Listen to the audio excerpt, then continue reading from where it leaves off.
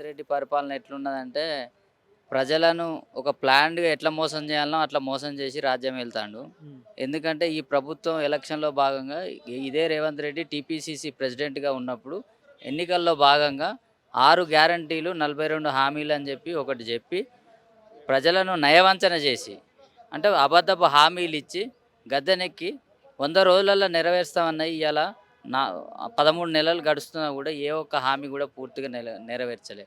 రుణమాఫీ అని చెప్పి అదేదో మీద మీద చేసి దాన్ని పూర్తిగా చేయకుండా చేస్తున్నామని చెప్తున్నారు కదన్న వాళ్ళు. నువ్వు అబద్ధాలు చెప్తున్నావా? ఇప్పుడు నేను నేను అబద్ధాలు చెప్తే ఏదైనా గ్రామం పోతే రైతులు ఎందుకు అడుగుతాళ్ళు? హ్మ్. నేను అబద్ధం చెప్పొచ్చు. రైతుల పక్షాన నేను మాట్లాడతాను కాబట్టి నేను అబద్ధం చెప్పొచ్చు. మరి రైతులు ఎందుకు అడుగుతున్నారు? హ్మ్. నాకు కాలేదని 2,00,000 వరకు రుణమాఫీ చేస్తే ఏదో మీద మీద 40,000, 50,000 చేసి హ్మ్. మేము మొత్తం పూర్తి చేసినామంటే మీరు మీరు మొదలు పెట్టిల్లు. ఏదైనా మొదలు పెడతాళ్ళు. హ్మ్. ఇప్పుడు ఇందిరా మిల్లు కూడా అట్లే అంటాళ్ళు.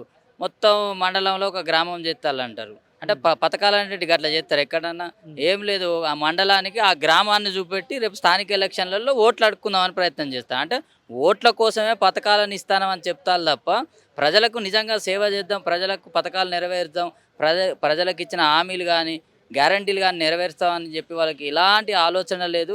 దాని మీద వాళ్ళకు ఎలాంటి రివ్యూ చేసుకునే ఇలా రేవంత్ రెడ్డి గారు ముఖ్యమంత్రి స్థాయిలో ఒక మాట మాట్లాడతాడు ప్రెస్ మీట్ పెడితే. అదే ఆయన క్యాబినెట్‌లో ఉన్న మంత్రులు, ఉప ముఖ్యమంత్రి ఒక మాట మాట్లాడతారు. అంటే వాళ్ళు ఒక క్యాబినెట్‌లో ఉన్న మంత్రివర్గానికే సీఎంకు వాళ్ళకు కోఆర్డినేషన్ లేదు. ప్రజల పక్షాన, ప్రజల సమస్యల పక్షాన ఎలాంటి అవగాహన లేదు. ఏదో అడ్డిమాడి గుడిసెల్లో ప్రభుత్వం ఏర్పాటు చేసిల్లు. ఏదో నడతాందంటే నడతాంది.